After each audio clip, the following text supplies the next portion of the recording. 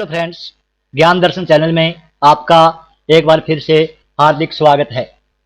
दोस्तों, आज मैं आपके लिए एक टॉपिक लाया हूं जिसका नाम है संविधान के भाग। दोस्तों, भाग है वो इम्पोर्टेंट टॉपिक है और दोस्तों दूसरा है अनुसूचियां। दोनों ही इम्पोर्टेंट टॉपिक हैं और दोनों को अच्छी तरह से पढ़ना है आपको, ताकि एग्जाम में आप क्वेश्चन अच्छी तरह से कर सकें। चलिए दोस्तों, शुरू करते हैं हम संविधान के भाग। दोस्तों, हमें पता भी है मूल संविधान में कुल 22 भाग थे, 8 अनुसूचियां थी और 395 अनुच्छेद थे। मूल संविधान था, उसमें कुल 22 भाग, 8 अनुसूचियां और 395 अनुच्छेद थे दोस्तों। लेकिन वर्तमान की बात करें तो दोस्तों 22 भाग हैं, 12 अनुसूचियां हैं और 395 अनुच्छेद हैं। तो अनुसूचियां दोस्तों 4 बढ़ गई हैं हमारी। पहले 8 अनुसूचियां थी और वर्तमान में 12 अनुसूचियां हैं। और दोस्तों हम संशोधन सहित देखें तो 470 के आसपास अनुच्छेद हैं।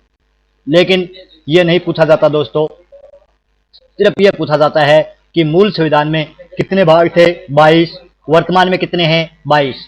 भाग भी बढ़ गए हैं दोस्तों, नंबर दे दिया, जैसे 4 क दे दिया, जैसे 9A दे दिया, 9B दे दिया, इस प्रकार भाग भी बढ़ गए हैं। लेकिन हम दोस्तों 22 भाग ही एग्जाम में पूछे जाते हैं और वही करने हैं हमें। अनुसूचियों की बात करें तो मूल संविधान में 8 अनुसूचियां थी और वर्तमान में दोस्तों 12 अनुसूचियां हैं। अनुच्छेद 395 ही है दोस्तों। तो आपको ध्यान रखना है कि मूल संविधान में 22 भाग, 8 अनुसूचियां और 395 अनुच्छेद थे। वर्तमान की बात करें तो 22 भाग हैं, 12 अनुसूचियां और 395 अनुच्छेद हैं। तो दोस्तों कुल मिला के अनुसूचियां बड़ी हैं, बाकी सेम है। चलिए हम थोड़ा सा डिटेल से पढ़ लेते हैं दोस्तों। सबसे पहले है भाग 1। भाग 1 में क्या बताया गया है दोस्तों कि संघ और उसके राज्य क्षेत्र। भाग 1 में संघ और उसके राज्य क्षेत्र। दोस्तों संघ और राज्य क्षेत्र हैं वो अनुच्छेद है वो 1 से लेकर 4 तक बताए गए हैं। ये दोस्तों अपनी पुस्तक होती है, उसका पहला पेज है, पहले पेज में हमें डिटेल दी होती है। उसी प्रकार इसमें डिटेल दी गई है कि एक देश है भारत और उसमें केंद्र शासित प्रदेश और राज्यों में बांटा गया है दोस्तों। अगर वर्तमान की बात करें तो दोस्तों 8 केंद्र शासित प्रदेश और कितने राज्य हैं, 28 राज्य हैं दोस्तों, 28 राज्य हैं। वर्तमान की बात करें तो 28 राज्य हैं और 8 केंद्र शासित प्रदेश हैं दोस्तों। केंद्र शासित प्रदेश 8 है दोस्तों, ये आपको ध्यान रखना है, अब की बार एग्जाम में आ सकता है। क्यों? क्योंकि इसमें बदलाव हुआ है दोस्तों। क्या बदलाव हुआ है ये देखना है। तो पहले दोस्तों 7 केंद्र शासित प्रदेश थे और राज्य कितने थे, 29 थे। अगर पहले की बात करें तो 29 राज्य और 7 केंद्र शासित प्रदेश थे। लेकिन दोस्तों 31 अक्टूबर 2019 को धारा जो 370 है जम्मू कश्मीर में, उसको हटा दिया गया और जम्मू कश्मीर है वो राज्य था पहले, उस राज्य को हटाकर जम्मू कश्मीर और लद्दाख 2 केंद्र शासित प्रदेश बना दिए। इस प्रकार दोस्तों 31 अक्टूबर 2019 के बाद 28 राज्य और 9 केंद्र शासित प्रदेश हो गए। कितने? 28 राज्य और 9 केंद्र शासित प्रदेश हो गए दोस्तों, अगर 31 अक्टूबर 2019 के बाद की बात करें तब। लेकिन दोस्तों 26 जनवरी 2020 से उसमें अंडमान और निकोबार तथा दादर नागर हवेली है, उनको मिलाकर 1 कर दिया गया। इस प्रकार दोस्तों वर्तमान में 28 राज्य और 8 केंद्र शासित प्रदेश हैं। अगर वर्तमान की पूछे दोस्तों कि कितने राज्य और कितने केंद्र शासित प्रदेश हैं, तो 28 राज्य और 8 केंद्र शासित प्रदेश हैं। अगर दोस्तों पूछें कि 31 अक्टूबर 2019 से और 26 जनवरी 2020 के बीच में कितने राज्य और कितने केंद्र शासित प्रदेश थे, तो दोस्तों 28 राज्य थे, लेकिन केंद्र शासित प्रदेश थे वो थे 9। और दोस्तों इससे पहले 31 अक्टूबर 2019 से पहले की बात करें तो हमारे 29 राज्य और 7 केंद्र शासित प्रदेश थे दोस्तों। आई होप आपको समझ में आया होगा।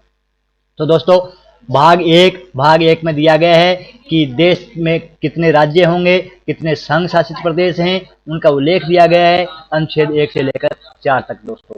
ये हमारे अनुच्छेद हैं, अनुच्छेद 1 से लेकर 4 तक। दोस्तों हमारे केंद्र शासित प्रदेश और राज्यों में काफ़ी चेंजेज आए हैं उनको आप ध्यान रखना। सबसे पहले 7 केंद्र शासित प्रदेश और दोस्तों 29 राज्य थे, लेकिन 31 अक्टूबर 2019 को जम्मू कश्मीर है उसको राज्य का दर्जा समाप्त कर दिया गया और केंद्र शासित प्रदेश बना दिया गया। उसके साथ ही लद्दाख को भी केंद्र शासित प्रदेश बना दिया गया। इस प्रकार दोस्तों 28 राज्य और 9 केंद्र शासित प्रदेश बने। उसके बाद 26 जनवरी 2020 को दोस्तों अंडमान निकोबार और दोस्तों दादरा नगर हवेली है उसको मिलाकर एक कर दिया गया। इस प्रकार वर्तमान में 28 राज्य और 8 केंद्र शासित प्रदेश हैं। चलिए दोस्तों नेक्स्ट भाग 2। भाग 2 में दोस्तों नागरिकता है। नागरिकता का जिक्र है दोस्तों अनुच्छेद 5 से लेकर 11 तक किया गया है। नागरिकता से हमारा मतलब है कि अब हम पैदा होते हैं तो नागरिकता मिल जाती है भारत की, लेकिन दोस्तों उस टाइम यह भी प्रावधान था कि कौन पाकिस्तान का है, कौन भारत का है, कौन पाकिस्तान से भारत में आया, कौन भारत से पाकिस्तान में गया, कौन दूसरे विदेशों से भारत में आया और कौन दोस्तों हमारे भारत से विदेश में चला गया। इस प्रकार नागरिकता का जिक्र किया गया है अनुच्छेद 5 से लेकर 11 तक।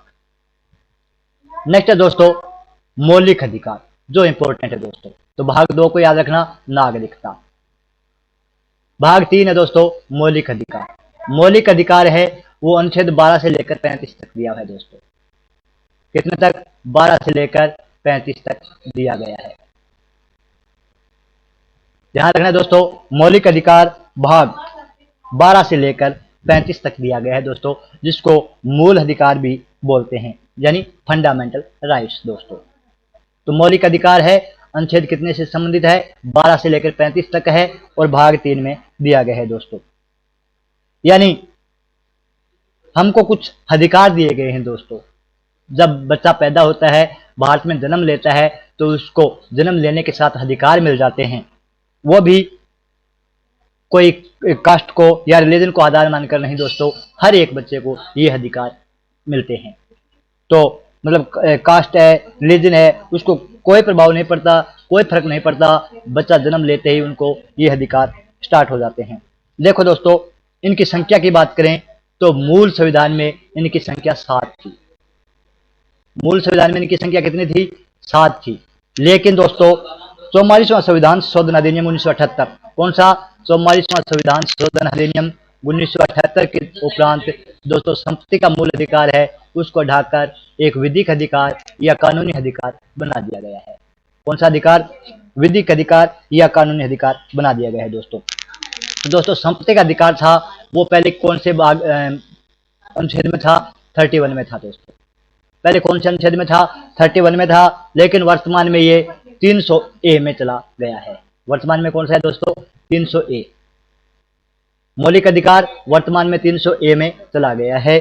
और बात करें दोस्तों भाग की, तो संपत्ति का अधिकार है वो भाग 12 में चला गया है। अगर भाग की बात करें तो 12 में। तो यह दोस्तों हमारा मौलिक अधिकार से संबंधित मौलिक अधिकार भाग 3 में है। अनुच्छेद 12 से लेकर 35 तक है।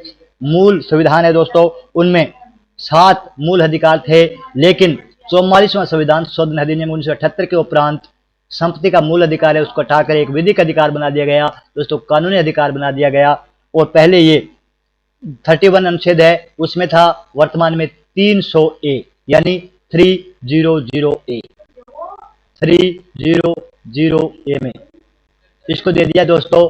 और इसका भाग है 12। ये भाग कौन से में चला गया दोस्तों? पहले ये 3 में था, अब वर्तमान में ये भाग 12 में है। तो इसको अभी आपको ध्यान रखना है दोस्तों। नेक्स्ट चलते हैं दोस्तों भाग 4। भाग 4 में क्या है? नीति निर्देशक तत्व।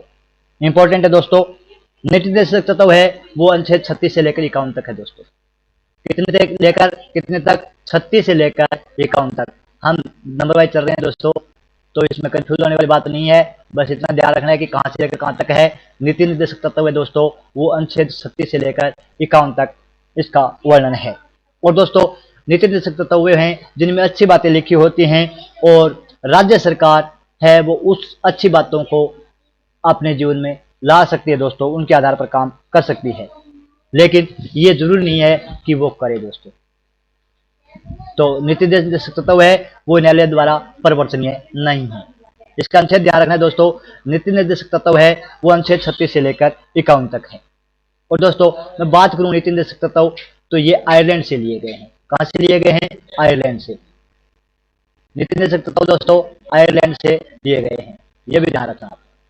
और मौलिक अधिकार दोस्तों वो लिए गए अमेरिका से, ये आयरलैंड से, और ये दोस्तों मौलिक अधिकार है वो अमेरिका से लिए गए हैं। और दोस्तों नीति निर्देशक तत्वों की बात करूं तो डॉक्टर भीमराव अंबेडकर थे, उन्होंने नीति निर्देशक तत्वों को संविधान की प्रमुख विशेषता भी कहा है। किसने? भीमराव अंबेडकर ने। नीति निर्देशक तत्व हैं उनको भारतीय संविधान की आत्मा कहा है दोस्तों, प्रमुख विशेषता कहा है। इसके अलावा दोस्तों एक बात कहूं मैं, केटी शाह है, केटी शाह थे, उन्होंने ऐसा कहा है कि एक ऐसा चेक है जिसका भुगतान बैंक की इच्छा पर निर्भर करता है, यानी सरकार है वो मानने के लिए बाध्य नहीं है, लेकिन अच्छी बातें दी हुई हैं, उनका अनुसरण करते हुए सरकार को अपने कर्तव्यों का पालन करना चाहिए, अगर वो कर सकते हैं तो दोस्तों नीति निर्देशक तत्व भाग 4 अनुच्छेद 36 से लेकर 51 तक। नेक्स्ट चलिए दोस्तों अनुच्छेद 4 क। 4 का दोस्तों मौलिक कर्तव्य दिए गए हैं। क्या दिए गए हैं? मौलिक कर्तव्य दिए गए हैं। मौलिक कर्तव्य दोस्तों अनुच्छेद कौन सा है ये ध्यान रखना है आपको, 51 का। कौन सा? 51 का। कैसे? कै दोस्तों 4 कै, 4 कै मतलब कै से कर्तव्य हो गए, हमारी ड्यूटीज हो गई, और दोस्तों ये भी 51 कै है, तो आपको याद भी अच्छी तरह से रहेगा। 4 कै, कै से कर्तव्य यानी ड्यूटीज, और 51 कै दोस्तों, ये आपको ध्यान रखना है। अगर मौलिक कर्तव्यों की बात करें तो दोस्तों मूल संविधान में इनकी संख्या थी 11 थी, लेकिन दोस्तों सॉरी मूल संविधान में 10 थी, वर्तमान में 11 है दोस्तों। मूल संविधान में कितनी थी इनकी संख्या? 10 थी, लेकिन वर्तमान की बात करें तो इनकी संख्या हो गई है दोस्तों 11। और 11वां क्या है? वो है दोस्तों हमारा जो 42वां संविधान संशोधन अधिनियम 1976 है, तो उनके आधार पर दोस्तों एक साउंड समिति बनी थी, उसकी सिफारिश पर संविधान में जोड़ा गया, और प्रभावी बनाने के लिए इनको ईरानी समिति का गठन किया गया।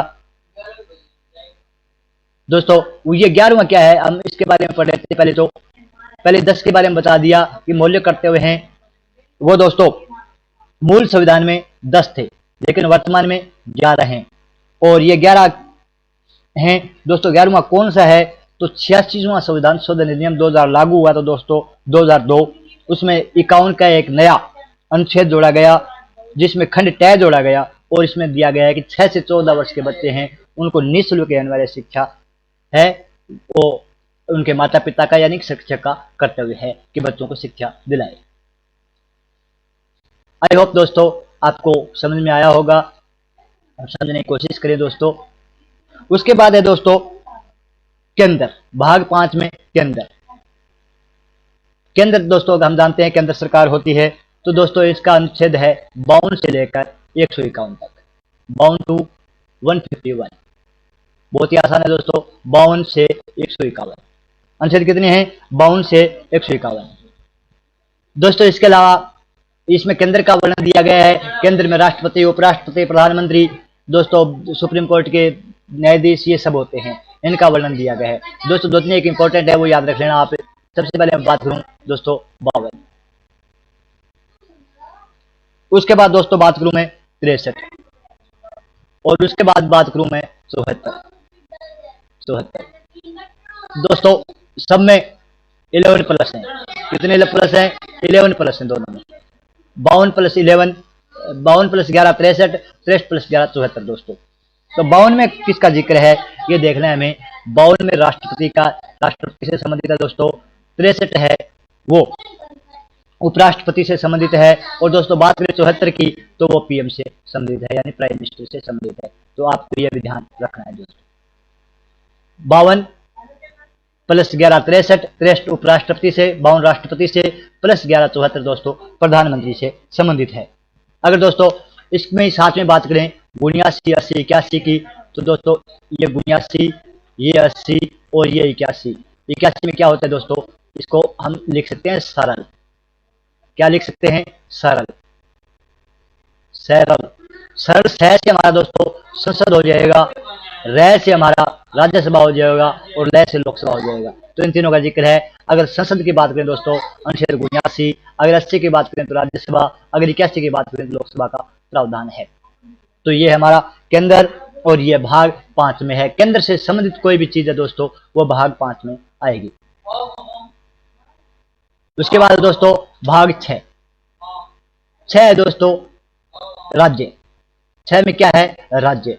तो ध्यान रखना है, भाग 6 राज्य से संबंधित है, भाग 5 केंद्र से संबंधित है दोस्तों। 5 6 केंद्र राज्य।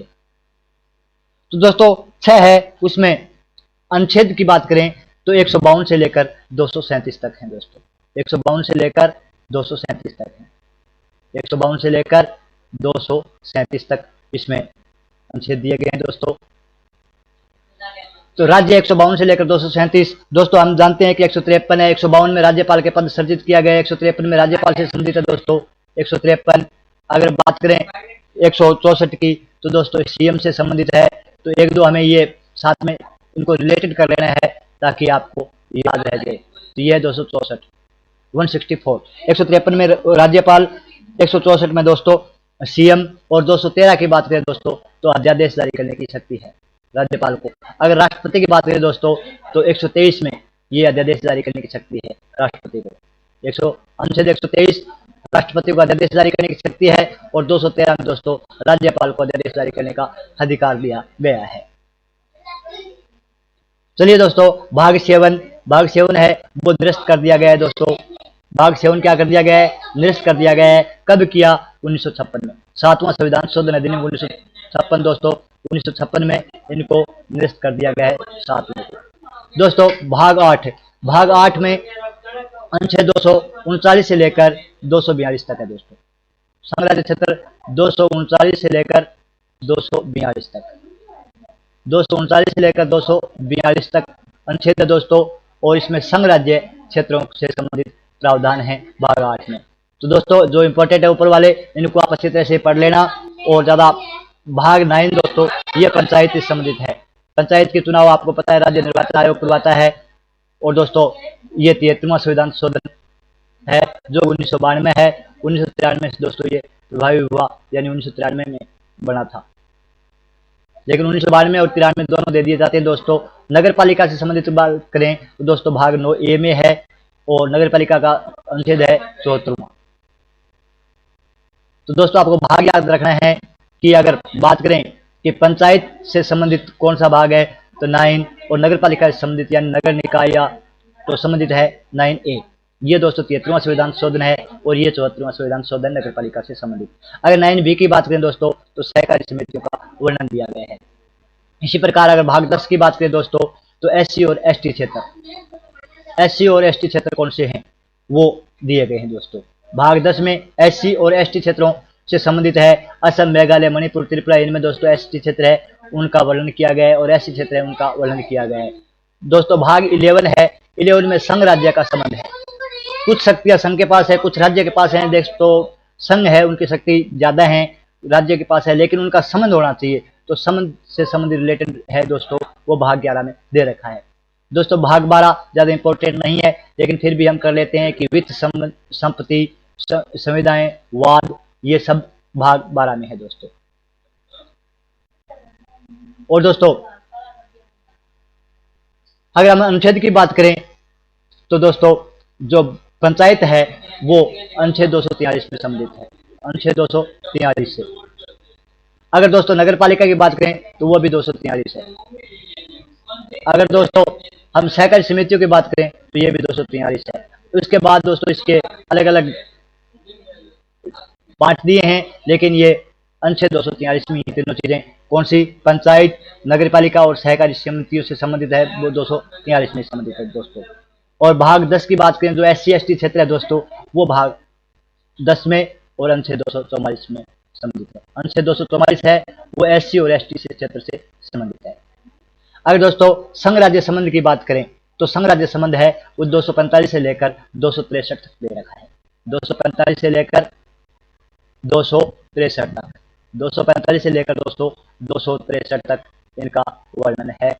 इनका संघ राज्य संबंध कि संबंध कैसे होना चाहिए, कैसे किस प्रकार शक्तियों का बंटवारा हो, आदि चीजें दोस्तों। नेक्स्ट है दोस्तों भाग 12 जो इंपॉर्टेंट नहीं है, फिर भी हम देख लेते हैं दोस्तों। वित्त, संपत्ति, संविदाएं और वाद से संबंधित है। और दोस्तों ये है 264 से लेकर 301 तक। तो 300 तो पहले ही था दोस्तों, और 300A अब हो गया है 44वां संविधान शोधन अधिनियम 1978 के उपरांत, क्योंकि संपत्ति का अधिकार है दोस्तों, वो अनुच्छेद पहले 31 में था, अब 300A में आ गया है। तो ये संपत्ति देखो दोस्तों। उसके बाद है भाग 13 दोस्तों। भाग 13 में क्या है कि भारत के राज्य क्षेत्र भीतर व्यापार वाणिज्य से संबंधित है, कि भारत में व्यापार किस प्रकार होना चाहिए, वाणिज्य किस प्रकार होना चाहिए, या कौन सी कंपनियां बाहर से आती हैं तो उनको अधिकार कौन देगा, किस प्रकार मिलेंगे, इन संबंध के बारे में विवरण है दोस्तों।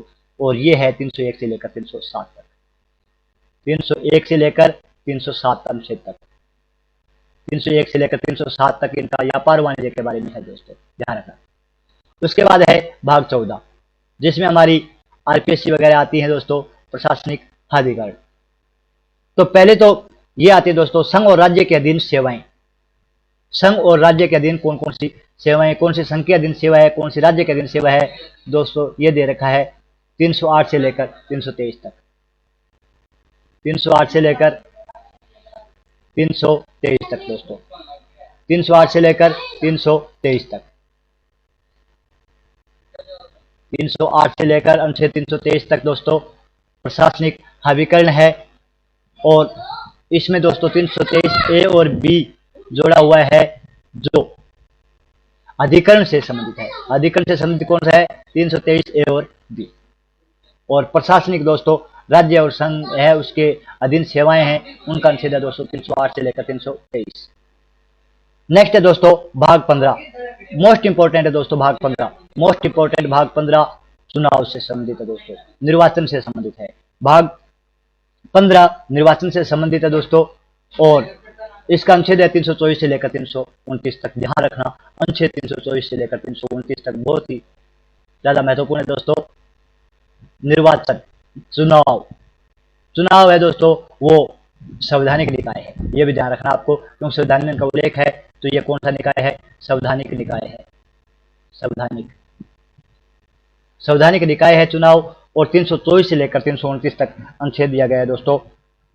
और राज्य निर्वाचन आयोग, हमने कल पढ़ा था कि राज्य निर्वाचन आयोग का कर्तव्य है कि वो ग्राम पंचायत, पंचायत समिति, पंचायत के चुनाव और नगर पालिका के चुनाव है का जिम्मेदारी है वो राज्य निर्वाचन आयोग की है। बाकी सबकी दोस्तों राष्ट्रपति उपराष्ट्रपति चुनाव है, ये केंद्रीय निर्वाचन आयोग करवाता है।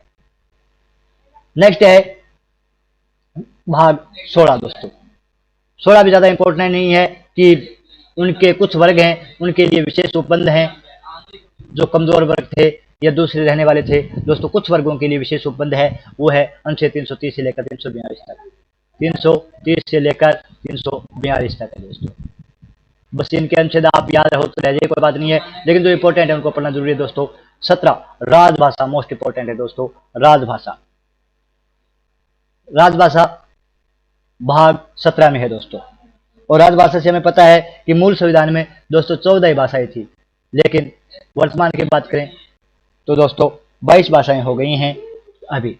और राजभाषा है दोस्तों वो 343 से लेकर 351 अनुच्छेद है, 343 से लेकर 351 अनुच्छेद तक राजभाषा का वर्णन किया गया है। मूल संविधान में दोस्तों 14 भाषाएं थी। उसके बाद है दोस्तों भाग 18, वो भी इंपॉर्टेंट है, आपातकाल।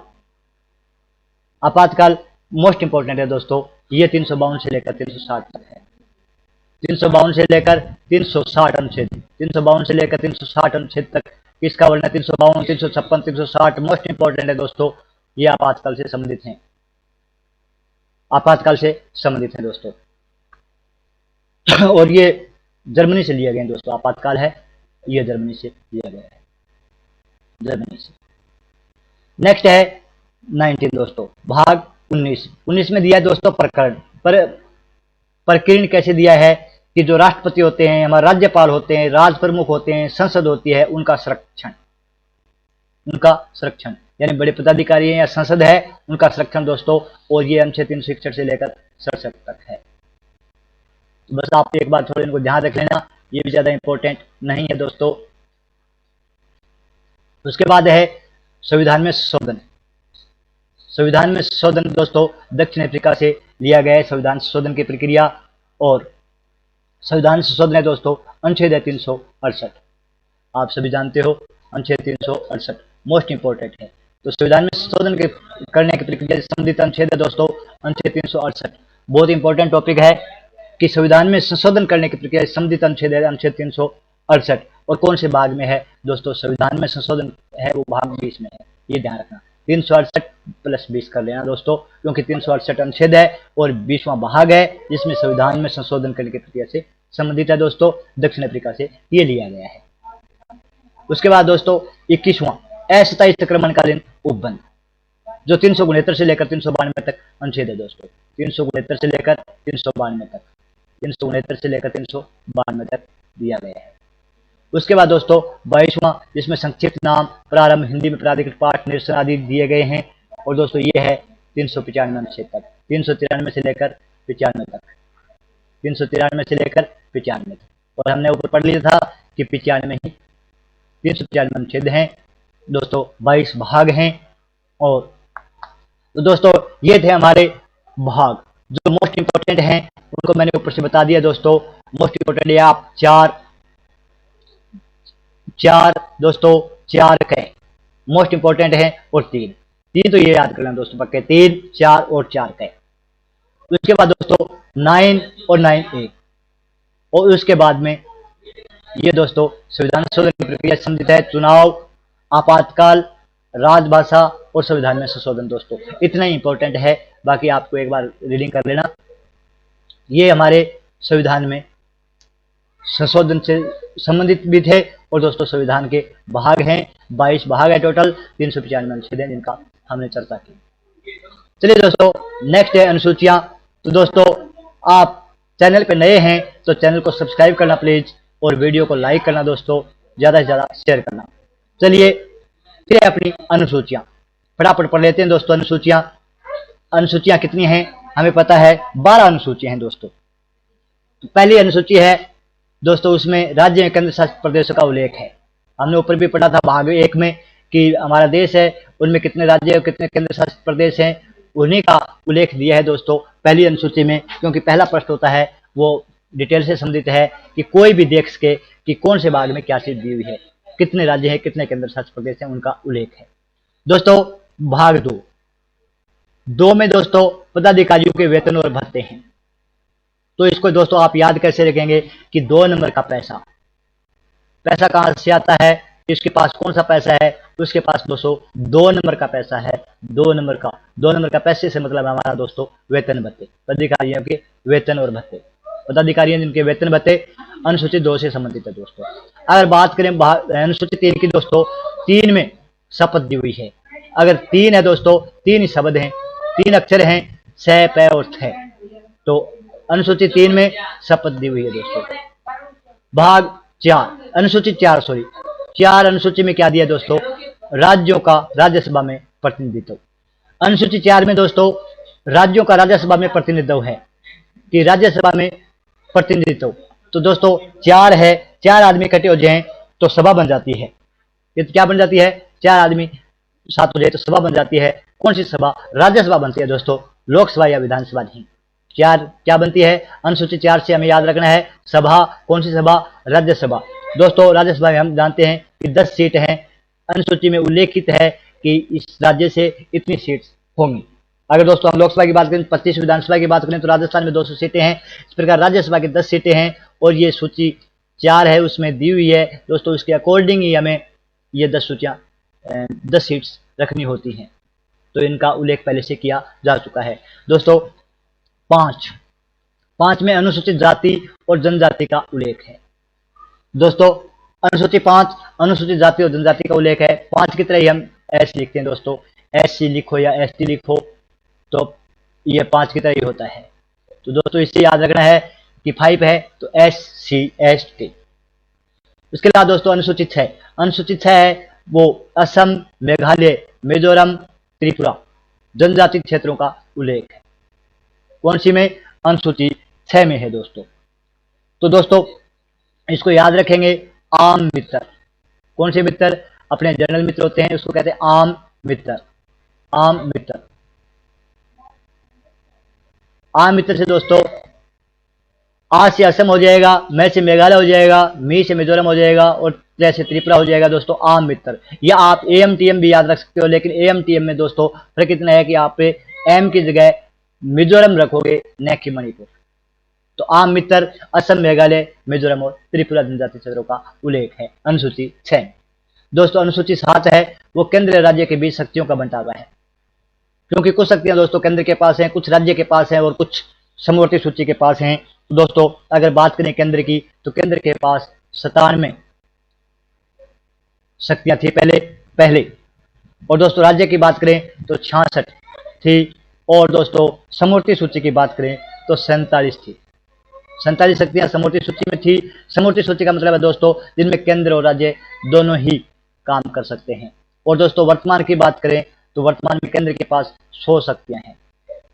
100 काम ऐसे हैं दोस्तों जिन पर केंद्र ही कर सकता है और कोई हस्तक्षेप नहीं कर सकता। दोस्तों वर्तमान की बात करें तो राज्य के पास 61 और समवर्ती सूची से संबंधित दोस्तों 52 अधिकार हैं, शक्तियां हैं जो केंद्र भी कर सकती है, जिस पर कानून बना सकती है, और राज्य भी कानून बना सकती है। दोस्तों जैसे हम केंद्र की बात करें तो वर्तमान में 100 शक्तियां हैं, इन पर केंद्र ही काम कर सकती है, केंद्र ही कानून बना सकती है दोस्तों। जैसे मैं आपको उदाहरण दूं जनगणना। दोस्तों राज्य की बात करें तो पुलिस सेवा। अगर दोस्तों समवर्ती सूची की बात करें तो जन्म मरण सांख्यिकी है, कोई विवाह है, शादी है, शिक्षा है, तो ये सब समवर्ती सूची के अंतर्गत आते हैं दोस्तों।